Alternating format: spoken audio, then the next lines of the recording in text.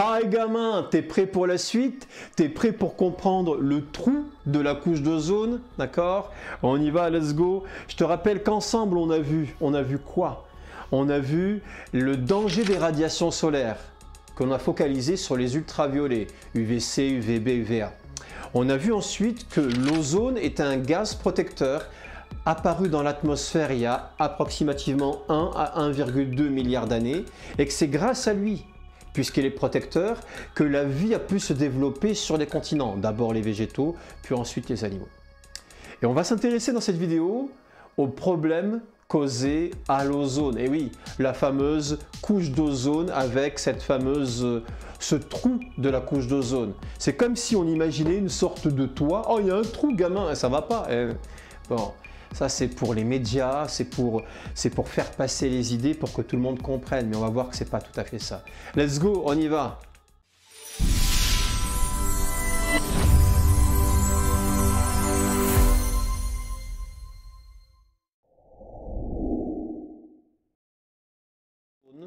On sait déjà, toi et moi on l'a vu, on sait déjà qu'elle est stratosphérique.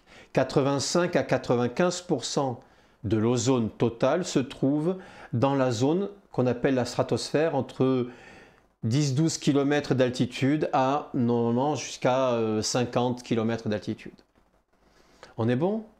Alors le problème, c'est que l'ozone ne se situe pas à une altitude précise.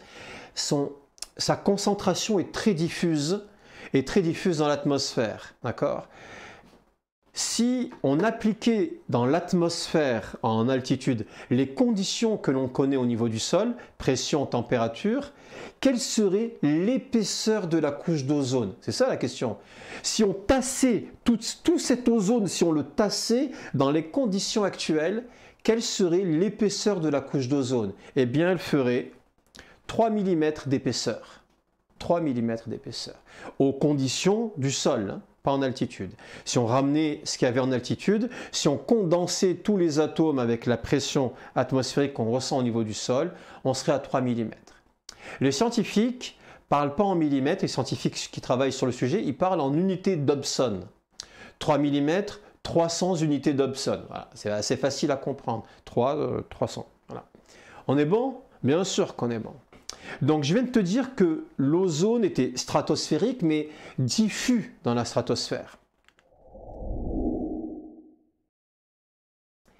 Mais tu sais peut-être, par ta culture générale, que dans les années 90-2000 surtout, on a mis en évidence que le c'était dangereux pour l'ozone parce que ça contenait des gaz qui contiennent du chlore, les CFC qui ont été interdits. Bon, il a fallu du temps quand même pour qu'ils se décident à les interdire. Hein. Les industriels, hein, c'est pas bien ce que vous avez fait. Les CFC, chlorofluorocarbone, et ces CFC, ben, comment est-ce qu'ils agissent sur l'ozone et pourquoi sont-ils dangereux pour nous? Eh bien, regarde gamin, regarde bien à partir d'ici. J'ai ici une molécule d'ozone et une molécule de CFC. Eh bien, la partie principale, c'est la chlorine. Alors, l'ozone et le CFC. Eh bien, quand le CFC se fixe sur une molécule d'ozone, regarde ce qui se passe. Ça casse le O3 et ça donne du O2. Du coup, ça garde, c'est de l'oxyde chloré là, du coup, ça garde un atome d'oxygène. Mais ça, c'est très réactif. Si tu en prends deux, comme ça, eh bien, les deux s'associent, libèrent la chlorine et on se retrouve avec une libération d'oxygène. Alors, si tu n'as pas suivi, tu vas me dire, mais c'est super, le CFC, là, il permet de libérer de l'oxygène, que demande le peuple? Ouais, mais c'est au détriment de l'ozone. Et on a vu que l'ozone nous protégeait contre les UV. Ben oui, là où l'ozone est plus faible, les UV passent. Et là où les UV passent, ton ADN va être en danger, va être lésé, modifié. Les risques de cancer sont donc plus importants. Ouais, mais t'as pas envie, tu vois? Le CFC, pas bien, gamin.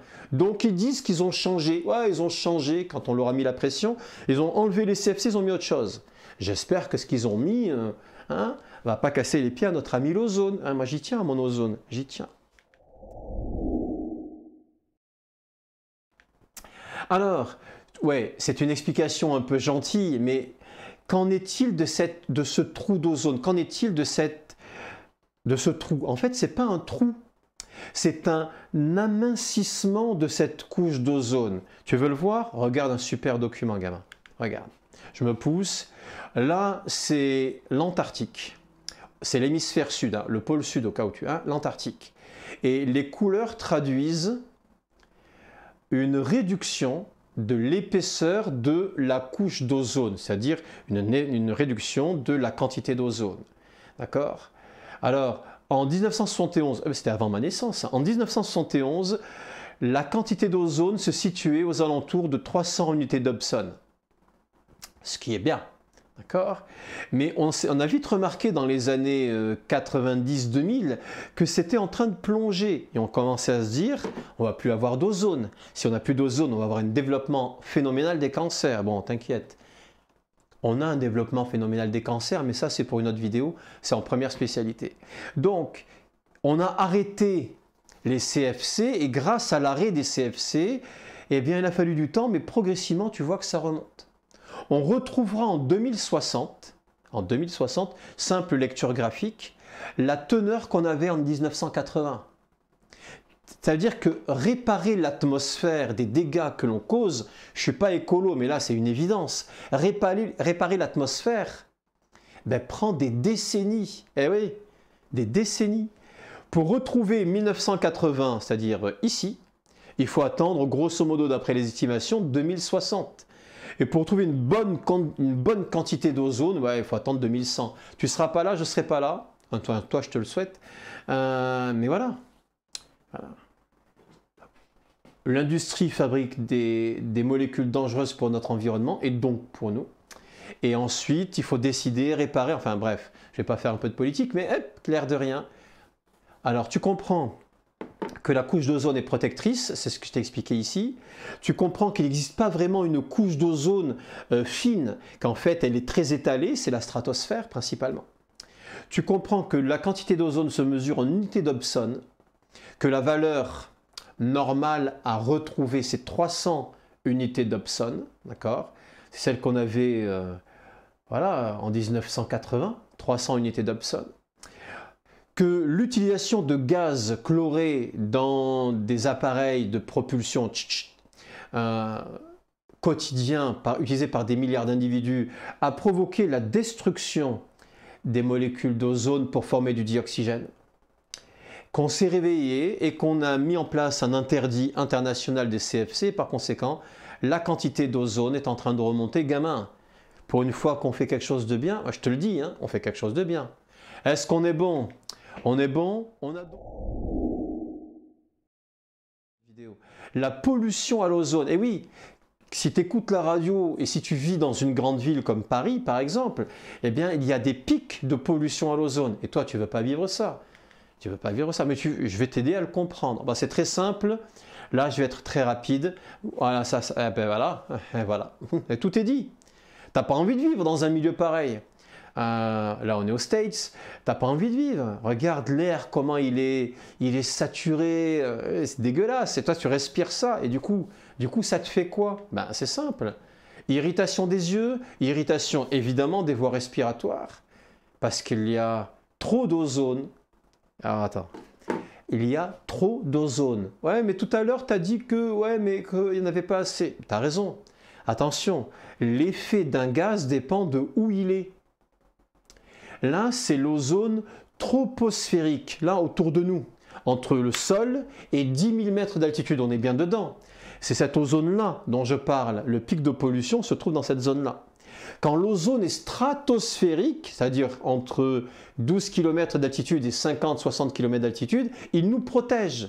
Mais s'il est au niveau du sol, produit par les industries, les voitures, alors, pourquoi il s'accumule au niveau du sol? Mais ça, c'est la météo. Un anticyclone, une pression élevée, tu peux te retrouver, il fait beau, mais bam! Présentation d'un pic d'ozone. Donc, diminution des capacités ventilatoires. Si tu es une personne à risque, tu es un bébé ou tu es un vieux, ben, obligatoirement, tu vas souffrir. Baisse des performances physiques, mais c'est normal. Si tu respires pas bien, que tes organes sont moins oxygénés, obligatoirement, tu as baisse des performances physiques. Voilà. Tout est dit, gamin, tout est dit. Gamin, t'es chez Science, Science SVT. Science, pour ceux qui ne savent pas, pour les petits nouveaux qui débarquent, c'est du latin. Ça veut dire le savant. Et le savant, c'est moi. Et comme je dis souvent à mes élèves, si moi je ne sais pas, il y a peu de monde qui sait. Hop, hop, hop, hop, hop, parce que je suis le meilleur dans ce que je fais. Ouais, je suis vraiment le meilleur. Gamin, ça m'a fait plaisir. Tu cliques, tu likes, tu partages. Tu likes, tu commentes, tu partages. Hein, c'est comme ça que ça se passe chez Science. Je compte sur toi. Gamin, si tu as des questions, n'hésite pas à les écrire. Si je ne sais pas, je ferai des recherches pour te répondre. C'est la base. Hein, je suis prof, je suis là pour ça. Voilà, fais-moi plaisir. Gamin, on vient de finir l'explication sur l'ozone, mais toi, tu vas cliquer sur la prochaine vidéo qui va embrayer sur le cycle biogéochimique du carbone. Ouh là, je t'en parle pas davantage, ça risque de te faire peur. Gamin, let's go, on y va. Ciao, ciao.